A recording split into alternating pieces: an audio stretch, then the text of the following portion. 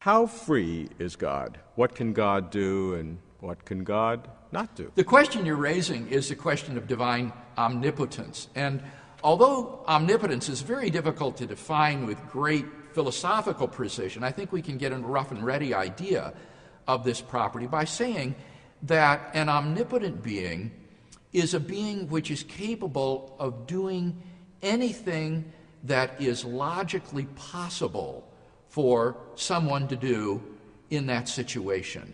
So God can't do something like make a married bachelor or a round square.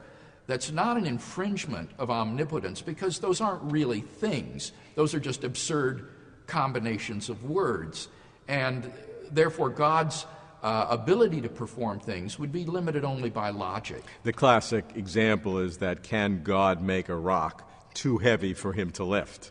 Right, and that would be like a married bachelor. It's a self-contradictory description. And so rather than being used as a way to discard theism, if you will, it is really a silly logical game, word game. I think that's right, but these can be helpful in the following sense. I think that these kind of conundrums can actually be very helpful to the theist in helping to craft careful definitions of the various divine attributes. And it is possible to do this with divine omnipotence, but it would be a very long and complicated definition that wouldn't be helpful, I think, for this program. But the rough and ready idea that I gave, I think, will do. What are some other aspects of the freedom of God? For example, could God not have ever made a creation? Was God free not to make a creation? Well, certainly on the traditional Judeo-Christian view, creation is a freely willed act of God, and that therefore God could have refrained from creation. And philosophers will express this by saying that we can conceive of a possible world in which God alone exists. And there's no space, there's no time, there is nothing exterior to God. God alone exists in that possible world. And that does seem to be a conceivable world. And God is also free to create multiple worlds and infinite numbers of multiple universes. That's right. The idea that this universe is the only universe that exists isn't part of Christian theism or a commitment of traditional monotheistic theology. God, as infinite being, could create as many universes as he wanted to.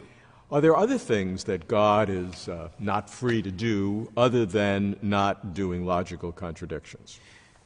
I don't think so, though. Can God sin? No, for example. He couldn't sin because that would be a logical contradiction for an absolutely and essentially holy being to do evil. So, but that requires you to define as God's essence a holy being who is wholly good. Right, and that I think is part of the definition of God. As St. Anselm said, God is the greatest conceivable being, and so he would have to be a perfect being, and that would include moral perfection. I see a slight difference between God being unable to create a married bachelor and God being unable to sin because God is good.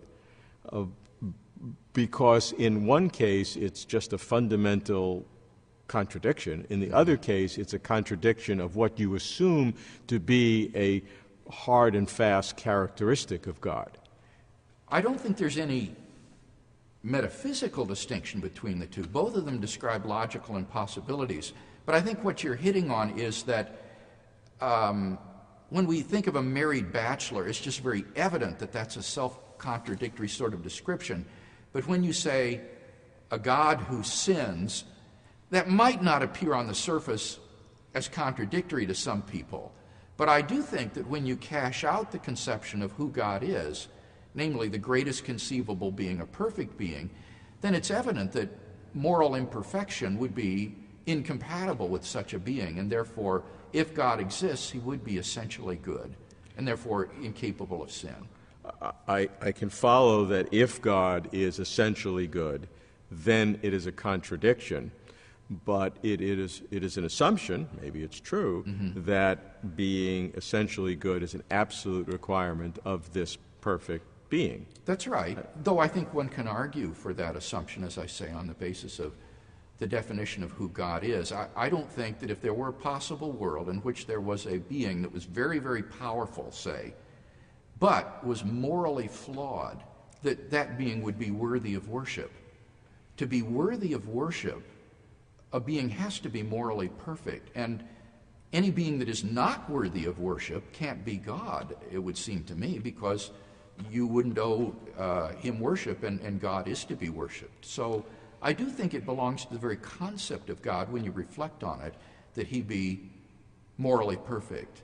Some of these arguments, although making sense one to the other, do have a circularity to them, because you're saying, you're using the fact that you're characterizing a God to be worshipped as if worshipped is like an independent variable. I mean, maybe there's an omnipotent being who's almost perfect, and maybe we should worship or maybe not. I mean, I can't eliminate those possibilities. But surely you can. I mean, think about it. Do you think if there were a being that were extremely powerful, right, that would merit worship? Does might make right? I don't think so. It seems to me that in addition to power... Well, maybe he just tries as best as he can, and, it's almost perfect. Yeah, well, then you would admire him, but you wouldn't worship him.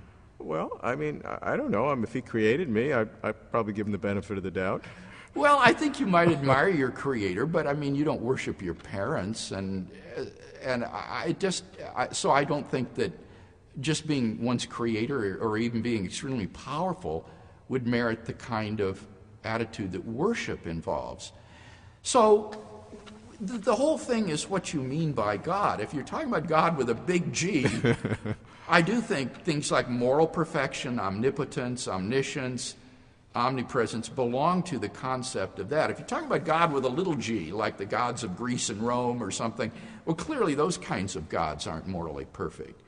So that's why I recur repeatedly to Anselm's concept of God as the greatest conceivable being, that there is no being conceivably greater than God. And since to be morally perfect is a perfection, a greatest conceivable being would have to be morally perfect. If there were some being that was morally imperfect, well, I could conceive of something greater than that, and so that being wouldn't be God. According to that definition. Yes. Are there any other things that God can't do? Yeah, I think that here we come to this issue that is raised by God's omniscience and the theory of middle knowledge, which says that there are statements about how people would freely choose in certain circumstances. And the interesting thing about these kinds of statements is that they are contingent. They are not necessary truths like the truths of mathematics. In different possible worlds, we may choose differently in the same circumstances, so they're contingent. And yet they are independent of God's will. God doesn't determine how you shall freely choose in the circumstances that you find yourself in. And what that means So God is not then free to determine those acts. That's right. So that's a limitation on God's own freedom. Yes, that's right. Because these are logically prior to his decree to create the world. And so if he has knowledge of these, they're called counterfactuals of freedom, about how people would act if they were in certain circumstances. Define those terms, counterfactual. Well, a counterfactual is an if-then statement in the subjunctive mood. Like, if I were rich, I would buy a Mercedes. Now, I'm not rich, and so I don't, but if I were, then I would. That's a counterfactual. It states an if-then hypothetical in the subjunctive mood. And the idea here is that God knows the truth value of all these counterfactuals about how creatures would freely choose in any circumstances they might be placed in.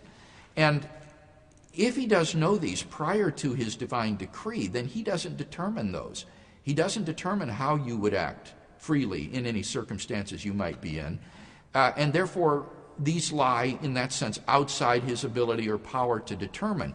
Now, what that means is that there are logically possible worlds which are not feasible for God to create, because if he were to place the creatures in those circumstances, they wouldn't do that thing. They would do something else. So the theory of middle knowledge says that are all of these possible worlds that God knows that are possibilities, But then there's a subset, a proper subset of these, which are all of the feasible worlds that God could actualize, given the truths of these counterfactuals of freedom about how creatures would act. And then he chooses the one that he thinks are the proper ones to make real. That's right. And then he will pick one of these feasible worlds to be the actual world. And so that's a very interesting, I think, limitation upon God's freedom. Again, it's purely logical because it's based upon the logical impossibility of making someone freely choose something. That is logically impossible. It's contradictory. So it's not an infringement on God's freedom that goes beyond logic, but it does have very interesting implications for God's providence over the world and for the evil and the imperfections that are in the world. Because it may be that there was no world feasible for God in which everybody always freely chose to do the right thing. It's possible that in any feasible world, some free creatures at least would go wrong and there would be sin and evil in the world. So this has very interesting repercussions for questions about the evil in the world and the other imperfections and limitations in the world.